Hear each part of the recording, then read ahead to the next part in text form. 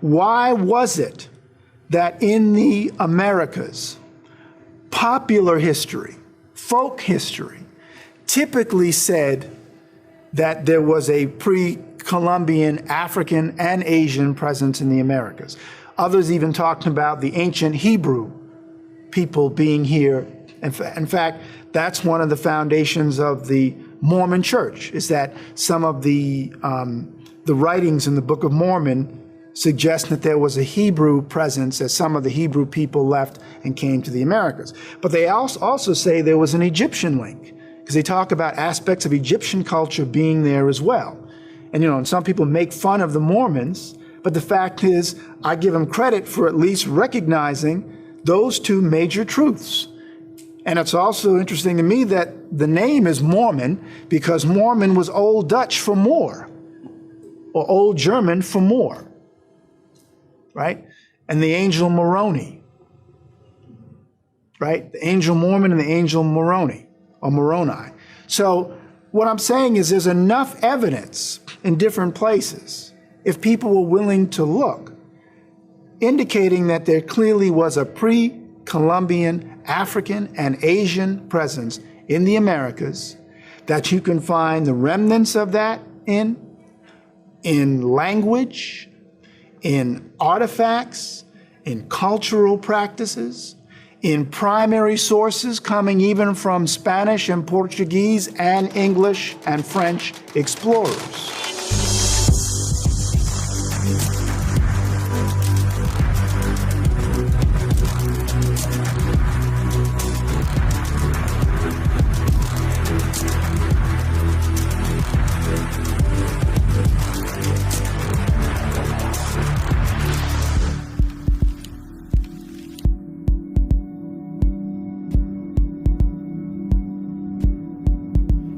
It's a lie that this was the new world in terms of Europeans being the first to settle among the indigenous peoples or Native Americans here, and that prior to Columbus, there were no other settlements or trading arrangements or peoples coming in from Africa or Asia, right? So that clearly is something that is problematic when someone talks about the history of the Americas and they say the New World. So Columbus discovered America. No, Columbus didn't discover America.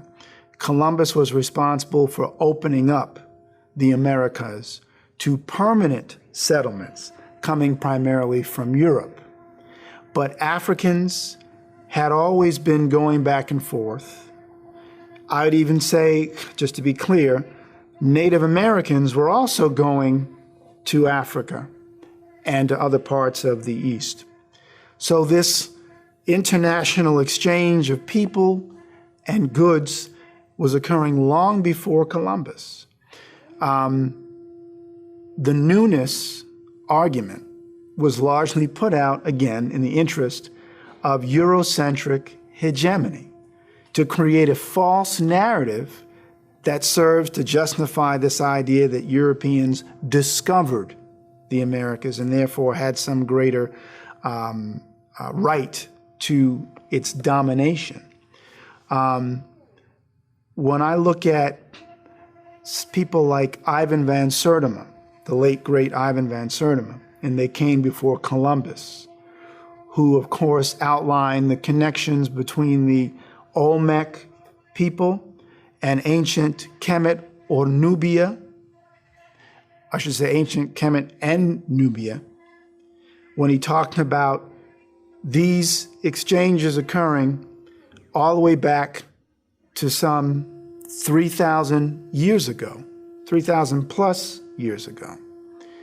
And when he starts talking about this in the 1970s, there are others who are also making similar arguments. Barry Fell, who was a Harvard professor who wrote Saga America and America BC, also a PhD, also dedicated, in fact, I think his original area of study was zoology or invertebrate zoology, but he became fascinated as a scientist by all this evidence, these clear indications of a pre-Columbian ancient link between Africa and the Americas. Even the Smithsonian sent people to do expeditions. Matthew Sterling had gone in and found what he called negroid heads. And all anybody has to do is to look at the Olmec heads and see that these are quote unquote negroid or Africoid in appearance. But let me also say something about how insidious Eurocentric hegemony or so-called white supremacy is. Mexican scholars, Mexican laypersons as well, the average person, knew that these giant Olmec heads were throughout different parts of Mexico, in Tres Zapotes, in La Venta, and other areas. They looked at these heads and said they look like, quote unquote, negros or Africanos to us. What European anthropologists did was claim that these heads were stylized baby jaguar faces, or they were infantile stylizations to try to negate the fact that here's evidence of this pre-Columbian presence of Africans in the Americas. And Cyrus Gordon, who was also another scholar of Mesoamerica, right? The pre-Columbian Americas. And Cyrus Gordon, who basically looked at different artifacts and said there's clear evidence that there was exchange between Africans and Native Americans and Asians and Native Americans long before Columbus ever arrived. There was a documentary that came out in the early 90s. You're going to love the name of this one. It was called The Curse of the Cocaine Mummies. And in The Curse of the Cocaine Mummies, this documentary talked about how, for some reason, scientists were finding cocaine in the hair shafts of mummies. Now, they also found tobacco. You may know that in forensics, when people are testing, if a pathologist is testing to see if someone's been poisoned, they'll take hair samples because essentially anything that you ingest or eat will come out in the hair, or say anything or much of it in terms of the chemical compounds or components. So they took samples of these different mummies. The person who did it was a woman named Dr. Balabanova, who I think she is a French scientist, although her name, obviously, Balabanova is not French, but she, in France, and she did this research looking at these mummies and was wondering why she was finding cocaine in mummies since there is no cocaine in Egypt. In fact, there's no cocaine known to grow in Africa, certainly not at that time. You're talking about 3,000 years ago and longer. You're talking about 2,500 years ago, etc. She took a sampling of different mummies to find that these mummies, obviously when alive, had ingested coca, the coca leaf. They also found high rates of tobacco, not African tobacco, American tobacco. So this automatically meant, well, how are these people getting this? They got it because they were in trade.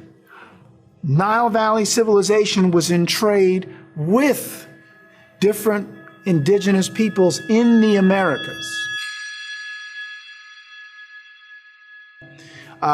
But the beauty of it, again, to make the point about the connection to Moorish science, no other mainstream organization of African Americans was discussing that. None. So the Moorish Science Temple is the only organization that has this as part of the official literature in the 1920s.